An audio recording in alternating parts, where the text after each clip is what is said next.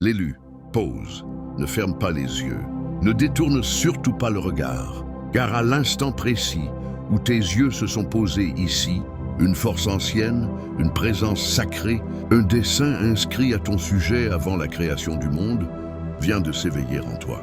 Tu n'es pas arrivé là par erreur. Tu ne faisais pas défiler ton écran sans but. Tu as été appelé. Il existe des instants où le ciel murmure doucement. Mais ceci n'est pas un murmure. C'est une irruption divine, un signal spirituel arrêté net devant ton âme. Écoute bien, une partie de ton esprit reconnaît déjà que ce que je vais te transmettre n'est pas du simple contenu. Ce n'est pas une dose de motivation. Ce n'est pas une vague inspiration. C'est une révélation pure.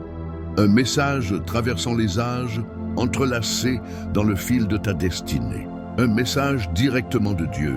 Et il te déclare, ceci est ta vocation véritable. Reste là. Si tu t'éloignes maintenant, tu passeras à côté d'une parole destinée à transformer le prochain chapitre de ton existence. Enfant précieux de Dieu, inspire profondément et lentement. Ce que tu vas recevoir n'est pas seulement là pour t'apaiser. C'est là pour te réorienter radicalement. Le ciel t'observe depuis longtemps. Avancer dans la vie avec un cœur chargé de persévérance, un mental rempli d'interrogations et une âme marquée par des combats invisibles aux yeux des autres. Tu as supporté la souffrance avec courage. Tu as assumé tes charges avec élégance. Tu as accueilli les déceptions avec noblesse. Mais en cet instant précis, Dieu s'avance pour te révéler une vérité plus profonde que tout ce que tu t'es autorisé à entendre jusqu'ici. Tu ne flottes pas sans direction. Tu n'es pas abandonné.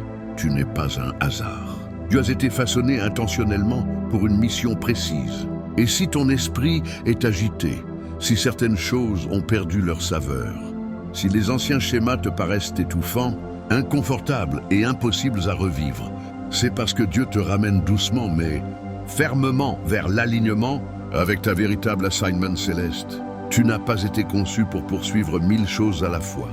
Tu n'as pas été créé pour t'insérer dans tous les moules.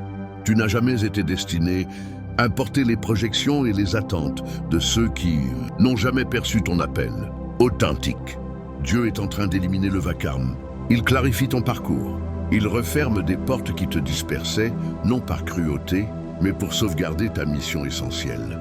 Écoute attentivement, bien-aimé. La vocation ne se cache pas dans ce que le monde applaudit. Elle réside dans ce que Dieu a déposé comme un secret dans ton âme avant même que tu vois le jour. Comme le dit l'Écriture, « Avant que je t'ai formé dans le sein maternel, je te connaissais. » Jérémie 1, 5. Dieu n'a pas improvisé ton but, il l'a sculpté. Il l'a inscrit dans chacune de tes cellules. Tu es né avec une intention claire, désigné avec exactitude, distingué pour une raison puissante. Et aujourd'hui, il te rappelle pourquoi ta vocation n'est pas une profession. Les professions évoluent, la vocation demeure. Ta vocation n'est pas un statut, les statuts s'effritent. La vocation demeure. Ta vocation n'est pas l'assentiment des autres. L'assentiment fluctue, la vocation demeure. Ta vocation n'est pas les acclamations de la foule. Les foules se dispersent, la vocation perdure. Tu existes pour cheminer avec Dieu, pour refléter son éclat, pour porter sa présence, pour manifester sa réalité. Tout le reste n'est qu'accessoire. Ta vocation, c'est l'obéissance plutôt que la perfection, l'harmonie plutôt que la performance, la constance plutôt que la notoriété. Tu te demandes pourquoi ton âme semble si pesante, pourquoi certains lieux ne te conviennent plus, pourquoi certaines relations t'épuisent, pourquoi certaines portes se sont brutalement fermées. Parce que Dieu te murmure, je te repositionne pour la mission pour laquelle je t'ai fait naître. Tu as spirituellement grandi au-delà de certaines choses. Le ciel t'appelle vers les hauteurs. Et s'élever exige toujours de laisser derrière soi ce qui est inférieur. Les épreuves que tu as traversées n'étaient pas fortuites. Elles étaient une formation. Les blessures du cœur n'étaient pas des châtiments. Elles étaient des corrections de trajectoire. Les attentes prolongées n'étaient pas des refus. Elles étaient une maturation. Une vocation demande de la capacité intérieure. La capacité se développe sous pression. La pression engendre de la profondeur. Même Jésus a traversé une longue préparation avant sa mission. Joseph également, David de même, Moïse pareillement. Et toi aussi, enfant aimé, Dieu n'est pas en retard. Dieu n'hésite pas. Dieu ne reste pas muet. Il orchestre chaque détail de ton existence pour qu'il corresponde exactement à son plan originel pour toi. C'est pour cela qu'il te parle aujourd'hui. Voici ta vocation. Approche-toi encore plus près.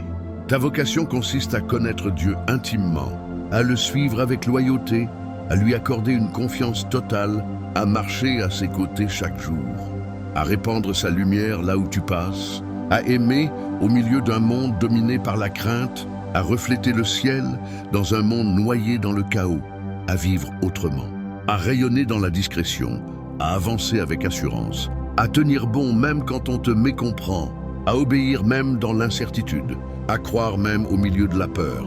Voilà ce qu'est la vocation. Voilà ce qu'est l'appel. Voilà ce qu'est ta mission. Le monde évalue les existences selon les exploits. Dieu évalue les existences selon le degré d'alignement. Entends ceci dans ton esprit. Dieu va bientôt écarter ce qui te disperse. Il va ouvrir ce qui t'unit à lui.